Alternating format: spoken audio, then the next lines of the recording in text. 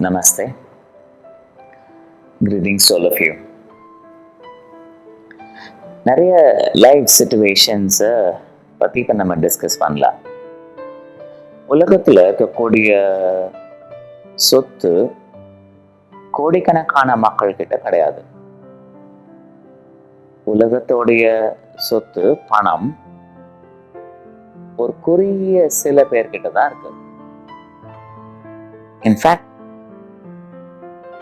உலகத்துல உள்ள 10% அதுக்கும் குறைவான ஆட்கள் கிட்டதான் 90% மேல உள்ள சொத்து இருக்கு. ஒவ்வொரு நாட்டிலையும் இப்படிதான். அப்படின்னா ரிச் பீப்புள்னு ஒரு தனி கேட்டகரி இருக்கு. அப்புறம் அந்த ரிச் பீப்புள்ல சார்ந்தே வாழக்கூடிய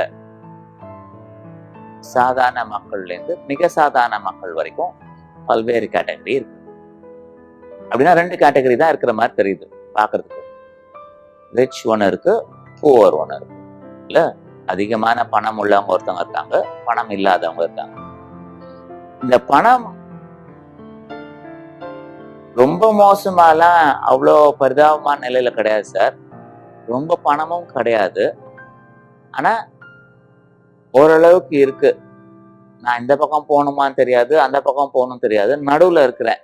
ரொம்ப புவரும் சொல்ல முடியாது, ரொம்ப ரிச்சும் இல்லை, ரொம்ப பணமும் இல்லை, ரொம்ப ஏழ்மையான நிலைமையும் கிடையாது. நான் நடுவுல தான் இருக்கேன் அப்படின்னு சொல்லக்கூடிய கூட்டம் அதுவும் பெரிய அளவு இருக்கு. அப்படின்னா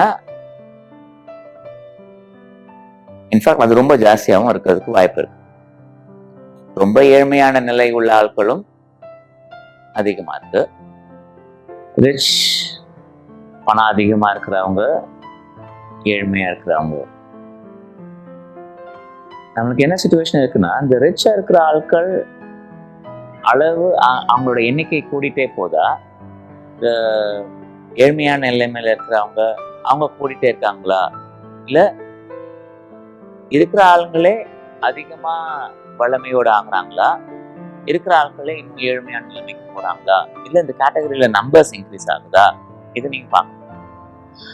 அப்போ ஏழ்மையா இருக்கிறவங்க ரொம்ப ஏழ்மையான நிலைமைக்கு போறாங்க, பணம் இருக்கிறவங்க அவங்களும் மிக மிக அதிகமான வளமையோட ஆயிட்டே வராங்க. அப்படின்னா இவங்க 2 பேரோட யோசிக்கிற விதமும் கம்ப்ளீட்டா வேற இருக்கு அப்படிங்கறத நீங்க புரிஞ்சுக்கணும். இந்த பணம் அதிகமா இருக்கிறவங்க ஒரு நிறைய பேர் குரூப் இருக்கும் இல்லையா, அந்த குரூப்ல ஒரு 500 பேரை மட்டும் எடுத்துப்பாங்க. இதுல ஃபர்ஸ்ட் 500 ஃபார்ச்சூன் கம்பெனிஸ் அப்படின்னு சொல்றாங்கன்னு சொல்றாங்க. இந்த ஃபர்ஸ்ட் 500 ஃபார்ச்சூன் கம்பெனிஸ் யோசிக்கிற விதம் எல்லாம் பாத்தீங்கன்னா, அவங்க நிறைய தர்ம காரியங்கள் பண்ணக்கூடிய ஆட்களா இருக்காங்க. அது மட்டும் இல்ல, இவங்க பண்ணக்கூடிய ப்ராடக்ட்ஸ்ல முக்கியமான ப்ராடக்ட்ஸ் எல்லாமே மக்களோட நன்மைக்காக, அவங்களுடைய வளர்ச்சிக்காக, அவங்க நல்லா இருக்கணும், அதை பயன்படுத்தினாங்கன்னா அவங்க நல்லா தான் இருப்பாங்க, அவங்க வாழ்க்கை தரம் மேம்படையும். அந்த மாதிரி ப்ராடக்ட்ஸ் தான் அவங்க உற்பத்தி பண்றாங்க. நான் இதுல கவனிங்க. அப்போ நல்ல ப்ராடக்டை உற்பத்தி பண்ணி மக்களுக்கு கொடுக்குறாங்க. மக்கள் அந்த ப்ராடக்டை பயன்படுத்தி மிக அதிகமான பணத்தை அவங்களுக்கு கொடுக்குறாங்க. ஸோ கொடுக்குறவங்க வளர்ந்துட்டே போறாங்க. இவங்க நல்லா இருக்கணுங்கிறதுக்காக தான் அது செய்யறாங்க. நல்லா இருக்கிற மக்கள் நல்லா இருக்க இவங்க வளமையை அதிகமாகிட்டே போகுது. இது ஒரு கேட்டகரி. இதே ப்ராடக்டை தான் வாங்குறாங்க, ஆனா வாங்கிட்டு அதுல நன்மையும் அடைகிறாங்க. நன்மை அடைஞ்சிட்டு ஆனா அதுக்கு பணம் கொடுக்க மாட்டேன், இவங்க ஏன் அவ்வளவு ஜாஸ்தியா வைக்கிறாங்க, உனக்கு இவ்வளவு நன்மைகள் இருக்கு, இந்த ப்ராடக்ட் இல்லைன்னா உனக்கு வாழ்க்கை தரம் வேற மாதிரில இருக்கும், அது தெரியும். ஆனா அந்த ப்ராடக்ட் தன்னோட வாழ்க்கையை மாத்துச்சு அப்படிங்கிறத உணர்ந்தா கூட அவங்களுக்கு கூட பணம் கொடுக்க முடியாது. அதையே திருடக்கூடிய குணம் உள்ள ஆட்களும் இருப்பாங்க. டவுன்லோட் பண்ணிப்பாங்க அந்த சாஃப்ட்வேரை, அவங்க ப்ராடக்ட் டூப்ளிகேட் பண்ணி விற்பாங்க. இந்த மாதிரியோட ஆட்கள் பார்த்தீங்கன்னா, யாரோட நன்மைக்காக அவங்க செய்யறாங்களோ அவங்களையே ஏமாற்றக்கூடிய, அவங்களுக்கே இவ்வளவு பணம் இருக்கு, ஏன் அவங்க மேல இவ்வளவு சார்ஜ் பண்ணணும், கம்மியா சார்ஜ் பண்ணா என்ன, இப்படி பேசக்கூடிய குணங்கள் உள்ள ஆட்களா இருப்பாங்க. இவங்க பாத்தீங்கன்னா, இவங்களுக்கு பணம் வந்தா கூட வந்தது அதே ஸ்பீட்ல அதுக்கு செலவு இருக்கும். அப்ப இவங்க ஏழ்மையான நிலைமைக்கு போயிட்டே இருப்பாங்க. அப்போ பணம் இருக்கிறவங்க பணம் இருக்கிற ஆளாவே ஆயிட்டு வராங்க.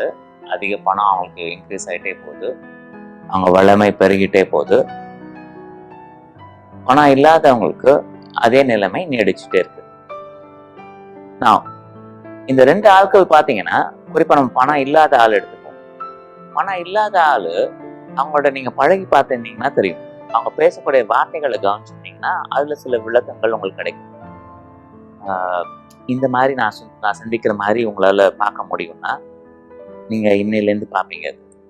அவங்கள்ட்ட போயிட்டு உங்களுக்கு என்ன வேணும் அப்படின்னு கேட்டீங்கன்னா, என்ன வேணுங்கிறத அவங்க முக்கால்வாசி சொல்ல மாட்டாங்க. ஆனா என்ன இல்லைங்கிறத அவங்க சொல்லுவாங்க. என்ன இல்லைன்னா என்னது? பணம் இல்லை அப்படிங்கிறத சொல்லுவாங்க.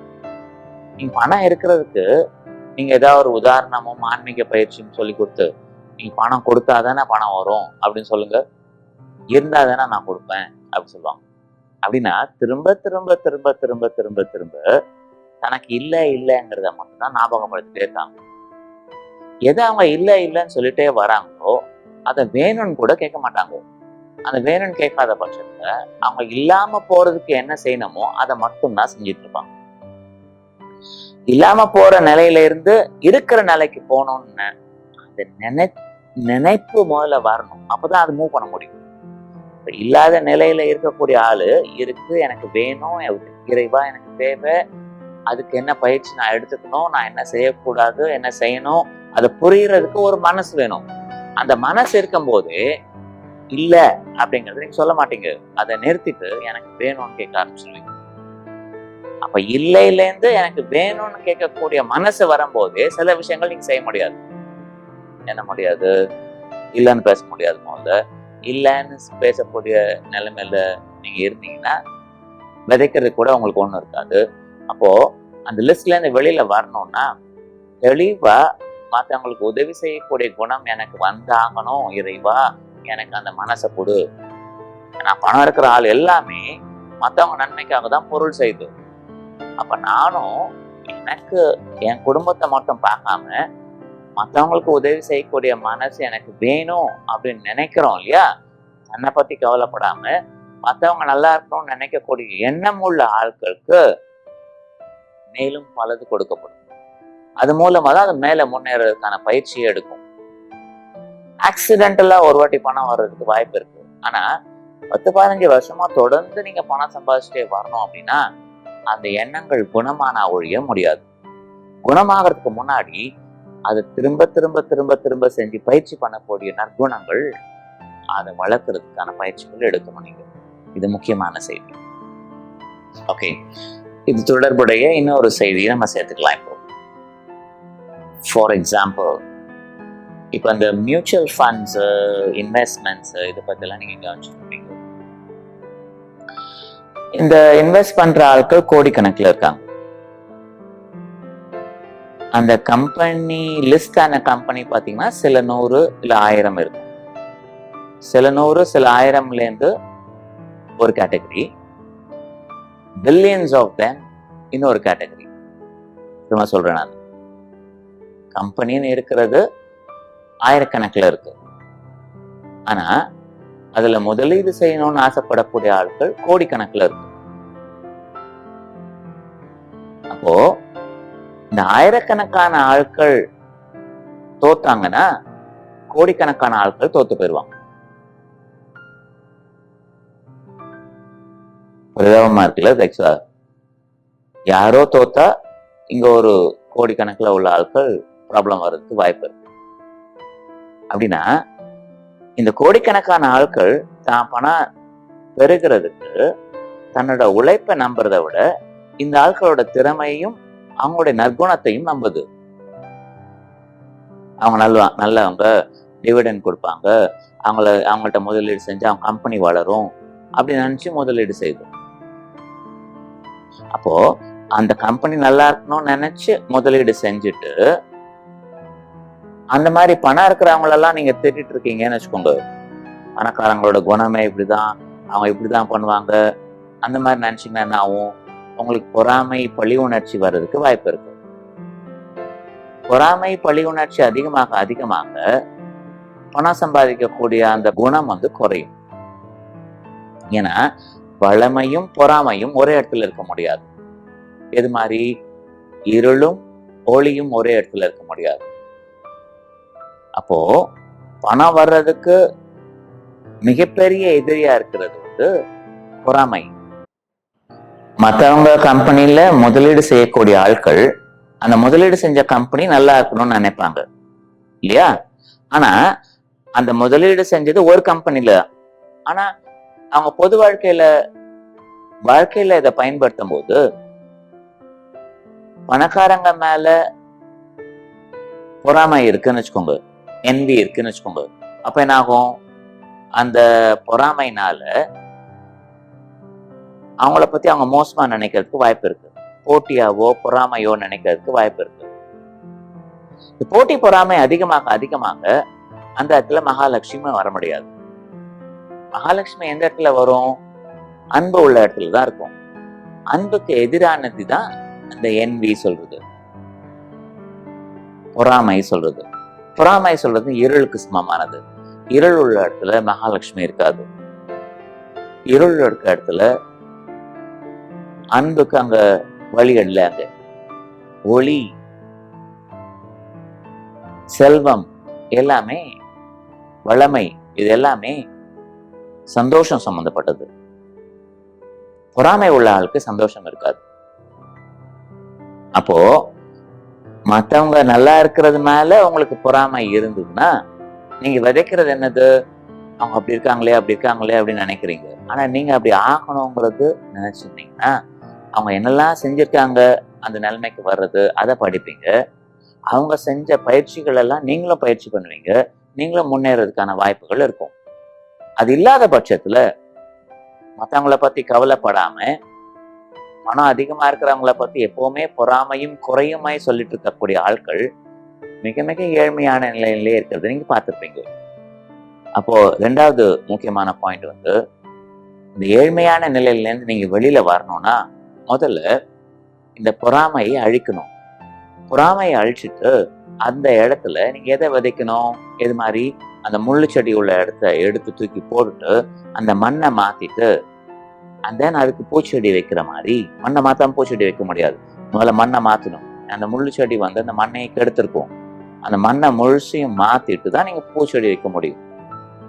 ஓகே, முள்ளு செடி சொன்னேன், மண்ணு சொன்னேன், மாத்தணும் சொன்னேன். இதுக்கெல்லாம் என்ன அர்த்தங்கிறத மட்டும் நான் திரும்பி கடைசியில சம்மரியில உங்களுக்கு சொல்றேன். நான் இந்த மண்ணை மாத்துறதுக்கு என்ன அர்த்தங்கிறத முக்கியமான செய்தி, அதை எப்படி மாத்தணுங்கிறத மட்டும் குறிச்சுக்கோங்க. ஏழ்மையான நிலையில இருந்து வல்லமைக்கு போகணும் அப்படின்னா ஏழ்மையான நிலையில இருந்த எண்ணங்கள் உணர்வுகளை மாத்தணும். அதுதான் மண்ணை மாத்தணும் சொல்றேன் நான். அப்போ அந்த ஏழ்மையான நிலையை உண்டு பண்றது பொறாமை அப்படின்னா பொறாமை சொல்றத மொத்தத்தையும் எடுத்துட்டு வளமை கொண்டு வரணும். வளமை கொண்டு வர்றதுக்கான மிக முக்கியமான எண்ணம் என்னது? எல்லாரும் நல்லா இருக்கணுங்கிற எண்ணம்.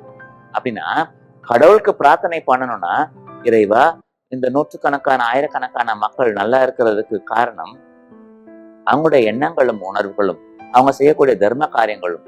அப்போ இவ்வளவு நல்ல ஆளுக்கு மேலும் வளமை கொடுங்க, அது பிரார்த்தனை பண்ணணும்.